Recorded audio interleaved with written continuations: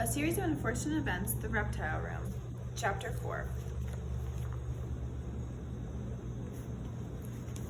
One of the most difficult things to think about in life is one's regrets. Something will happen to you and you will do the wrong thing, and for years afterward you will wish you had done something different. For instance, sometimes when I am walking along the seashore or visiting the grave of a friend, I will remember a day, a long time ago, when I didn't bring a flashlight with me to a place where I should have brought a flashlight, and the results were disastrous. Why didn't I bring a flashlight? I think to myself, even though it is too late to do anything about it. I should have brought a flashlight. For years after this moment in the lives of the Baudelaire orphans, Klaus thought of the time when he and his siblings realized that Stefano was actually Count Olaf, and was filled with regret that he didn't call out to the driver of the taxicab who was beginning to drive down the driveway. "Stop!" Klaus would think to himself, even though it was too late to do anything about it. "Stop! Take this man away!" Of course, it's perfectly understandable that Klaus and his sisters were too surprised to act so quickly, but Klaus would lie awake in bed, years later, thinking that maybe, just maybe, if he had acted in time, he could have saved Uncle Monty's life. But he didn't. As the Baudelaire orphans stared at Count Olaf, the taxi drove back down the driveway and the children were alone with their nemesis, a word which here means the worst enemy you can imagine. Olaf smiled at them the way Uncle Monty's Mongolian mean steak would smile when a white mouse was placed in its cage each day for dinner. "Perhaps one of you might carry my suitcase into my room," he suggested. "The ride along that smelly road was dull and unpleasant, and I'm very tired." "If anyone ever deserved to travel along Lousy Lane," Violet said, glaring at him, "it's you, Count Olaf. We will certainly not help you with your luggage because we will not let you in this house." Olaf frowned at the orphans and then looked this way and that as if he expected to see someone hiding behind the snake-shaped hedges. "Who's Count Olaf?" he asked quizzically. "My name is Stefano. I'm here to assist Montgomery with his upcoming expedition to Peru. I assume you three are midgets who work as servants in the Montgomery home." "We are not," Klaus said sternly. "We are children, and you are not Stefano. You are Count Olaf. You may have grown a beard and shaved your eyebrow, but you are still the same despicable person, and we will not let you in this house." "Futa!" Sonny shrieked, which probably meant something like, "I agree." Count Olaf looked at each of the Baudelaire orphans, his eyes shining brightly as if he were telling a joke. "I don't know what you're talking about," he said, "but if I did, and I were this Count Olaf you speak of, I would think that you're being very rude. And if I thought you were rude, I might get angry. And if I got angry, who knows what I would do?" The children watched as Count Olaf raised his scrawny arms in a sort of shrug. It probably isn't necessary to remind you just how violent he could be, but it certainly wasn't necessary at all to remind the Baudelaires. Klaus could still feel the bruise on his face from the time he had struck him when they were living in his house. Sonny still ached from being stuffed into a birdcage and dangled from the tower where he made his evil plans. And while Violet had not been the victim of any physical violence from this terrible man, she had almost been forced to marry him, and that was enough to make her pick up his suitcase and drag it slowly toward the door to the house. "Higher," Olaf said. "Lift it higher. I don't want it dragged along the ground like that." Klaus and Sonny hurried to help Violet with the suitcase, but even with the three of them carrying it, the weight made them stagger.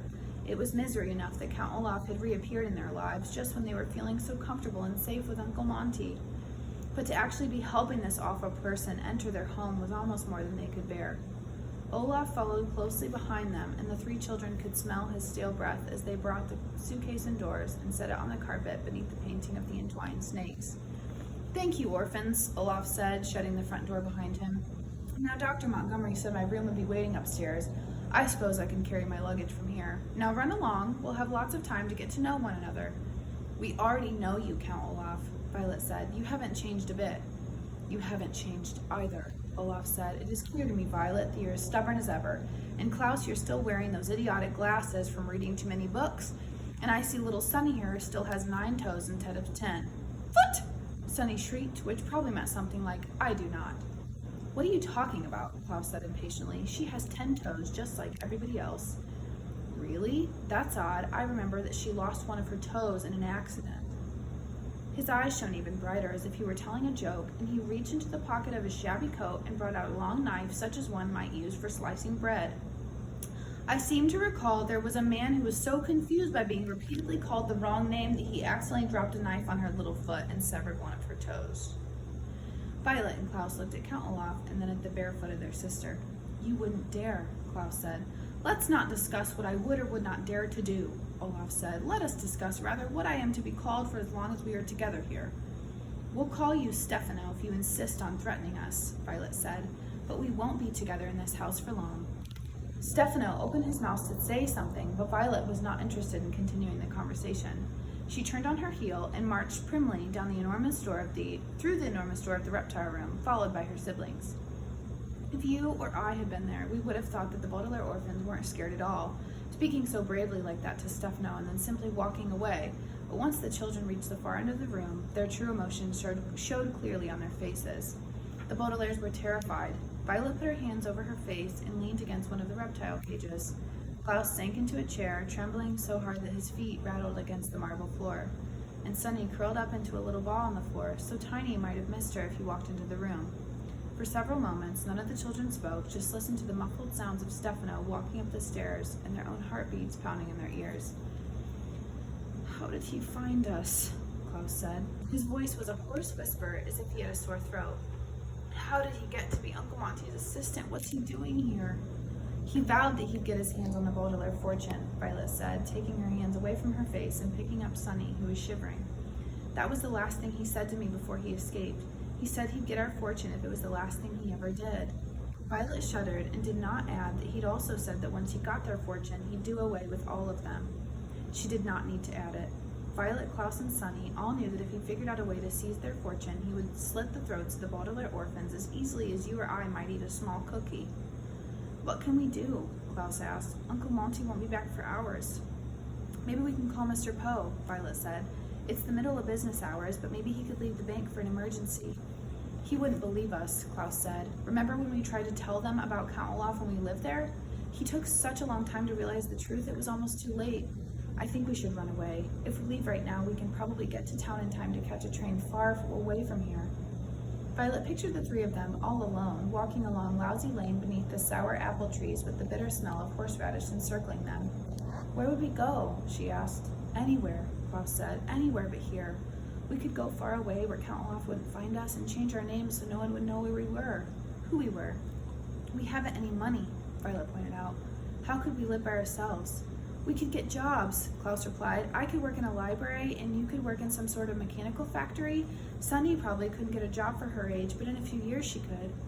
The three orphans were quiet. They tried to picture leaving Uncle Monty and living by themselves, trying to find jobs and take care of each other. It was a very lonely prospect. The Baudelaire children sat in sad silence a while, and they were each thinking the same thing. They wished that their parents had never been killed, and that their lives had never been turned topsy-turvy the way they had. If only the Baudelaire parents were still alive, the youngsters wouldn't even have heard of Count Olaf, let alone have him settling into their home and undoubtedly making evil plans. "We can't leave," Violet said finally. "Count Olaf found us once, and I'm sure he'd find us again no matter how far we went. Plus, who knows where his assistants are? Perhaps they've surrounded the house right now, keeping watch in case we're on to him." Klaus shivered. He hadn't been thinking of Olaf's assistants. Besides scheming to get his hands on the Baudelaire fortune, Olaf was the leader of a terrible theater troupe, and his fellow actors were always ready to help him with his plans. They were a gruesome crew, each more terrifying than the next. There was a bald man with a long nose who always wore a black robe. There were two women who always had ghostly white powder on their faces. There was a person so large and blank-looking you couldn't tell if it was a man or a woman, and there was a skinny man with two hooks where his hand should have been. Violet was right. Any of these people could be lurking outside Uncle Monty's house, waiting to catch them if they tried to escape. "I think we should just wait for Uncle Monty to come back and tell us what's happened," Violet said.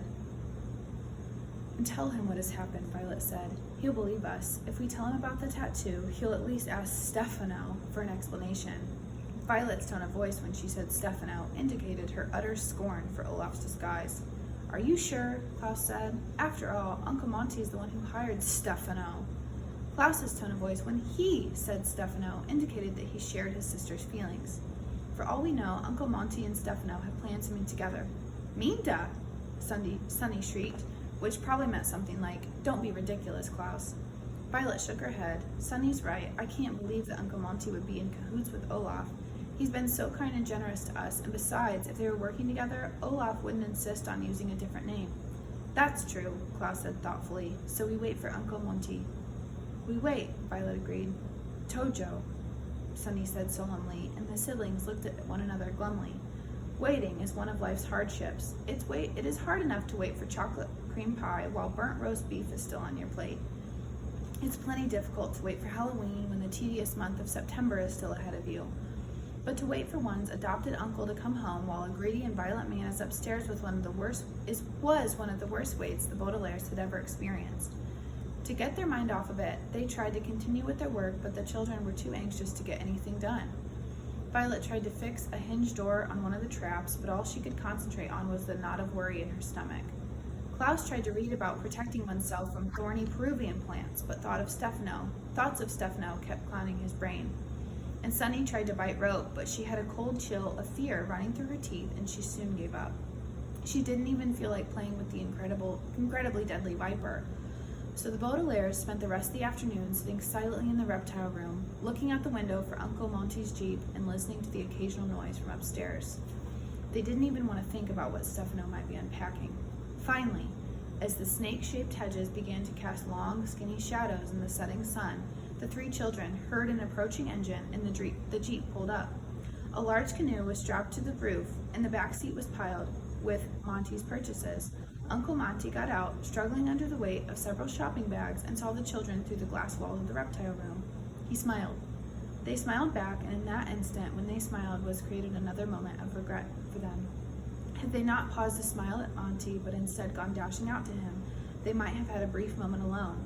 But by the time they reached the entry hall, he was already talking to Stefano. "I didn't know what kind of toothbrush you preferred," Uncle Monty was saying apologetically.